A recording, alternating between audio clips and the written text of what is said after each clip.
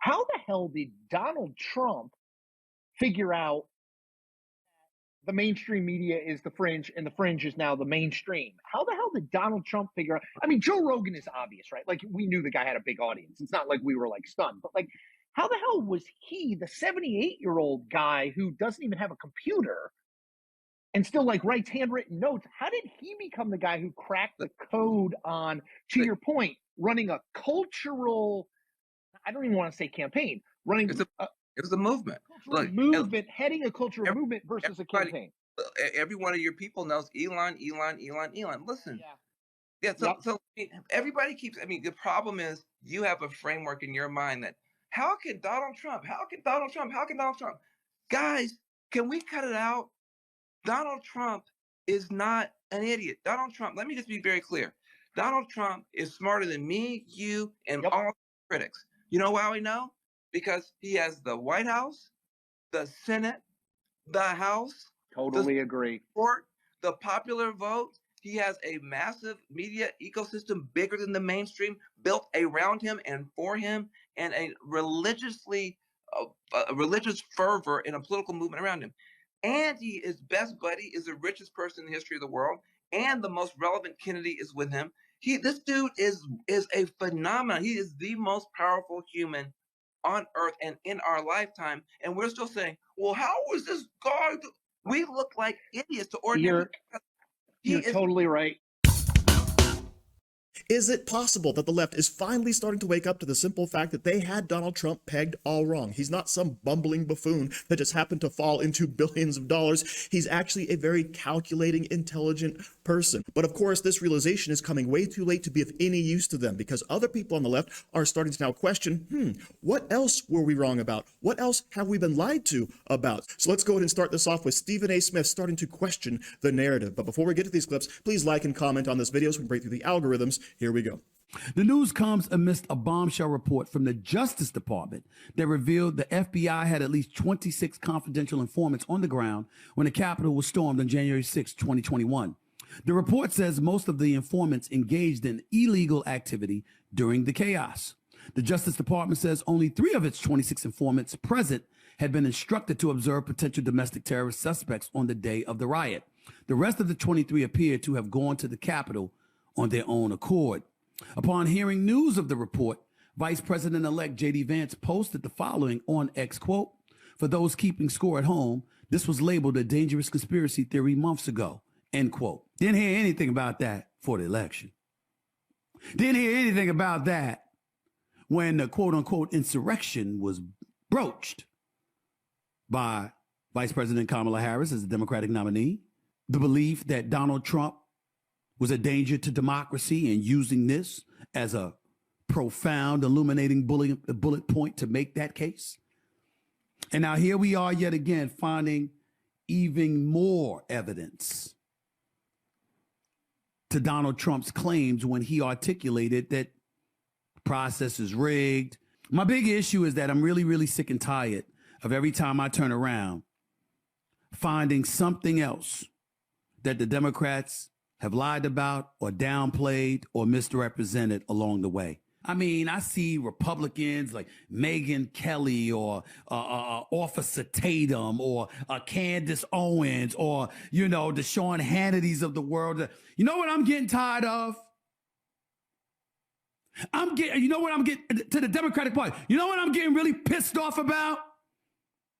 I'm getting really ticked off at every time they open their mouth about something pertaining to y'all, they seem right to make the case that the right had a monopoly on insidious, evil tendencies, corrupt tendencies, duplicitous, hypocritical, untruthful tendencies.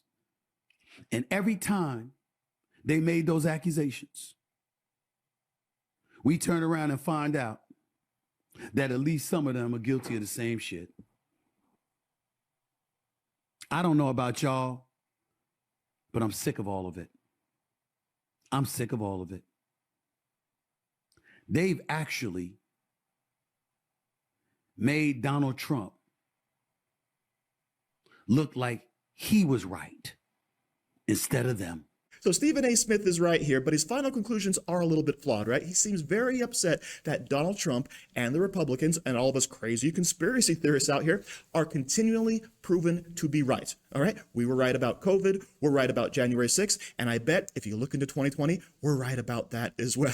Okay. So he's just upset that the Democrats have been discovered to be liars, not the fact that they are lying in the first place. However, this can be a very powerful stepping stone because once you realize you've been lied to, you're going to be more skeptical of those same sources you used to believe. So yes, Stephen A. Smith, it's time to open your eyes and recognize that your party has been completely corrupted by the left. They are willing to lie, cheat, and steal to get what they want. And that includes elections. Okay, so that's where we're at right now. And now, of course, the January 6th is being revealed to be a complete setup by the government. It's not that far a stretch to think that, some other investigations might come into play. So Adam Schiff, watch out. The president-elect has also talked about prosecuting members of the January 6th committee like you. I know you said you don't want a preemptive pardon from President Biden. Is that because you think the Trump administration will not actually prosecute? I don't know what the Trump administration will do, but it's for a couple of reasons. First, those of us on the committee are very proud of the work we did. We were doing vital, quintessential oversight of a violent attack on the Capitol. So I think it's unnecessary. So Adam Schiff, of course, is very proud of the work they did on the January 6th committee. So proud, in fact, that they destroyed mountains of evidence, mountains of testimony, all before we could get their hands on it. If only, right? So do I think Donald Trump's actually going to go after these people? I honestly don't. I think he should 100%, but I think Donald Trump is more interested in actually moving forward with the country. But I definitely think all this stuff needs to be looked at. And maybe that's where some of Donald Trump's appointees would come in. However, the main focus of this video is the lies the Democrats have been spreading. And of course, now they're starting to receive their comeuppance. And what else, Brian, does this tell us about the president-elect's possible strategy for dealing with the media going forward? We know he's very litigious. One word comes to mind. The word emboldened. Trump and his team is going to be emboldened by this settlement by ABC, because rather than fight this out any further, rather than trying to go to trial, ABC is choosing to settle. What does that mean? Maybe that means ABC had embarrassing emails or text messages or other material that was going to make the network look bad. Remember, that's one of the reasons why Fox News settled against Dominion last year. Sometimes networks settle because they don't want to drag it out any further and get embarrassed in the court of public opinion. But regardless of ABC's rationale, and they won't say why exactly they decided to reach this settlement, it will embolden Trump and his allies who, as you've said, have shown they want to use the courts in order to achieve certain outcomes they want. In this case, they believe justice is being done by holding ABC accountable. Others would say this is a form of lawfare where you're using the courts to tie up news outlets and embarrass them and cost them, in this case, millions of dollars.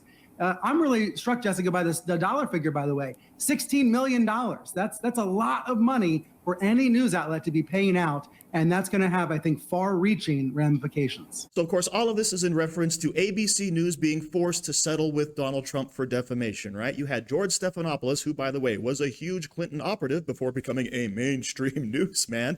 And he was actually out there saying that, yes, Donald Trump was found guilty of rape, when, in fact, he was found guilty for libel against his accuser, which is not the same thing. And by the way, there's, of course, appeals pending in all of these cases, and Donald Trump is likely to win. Fingers crossed, because all these cases are taking place in New York City. But the point is the media is constantly being revealed now for who they actually are.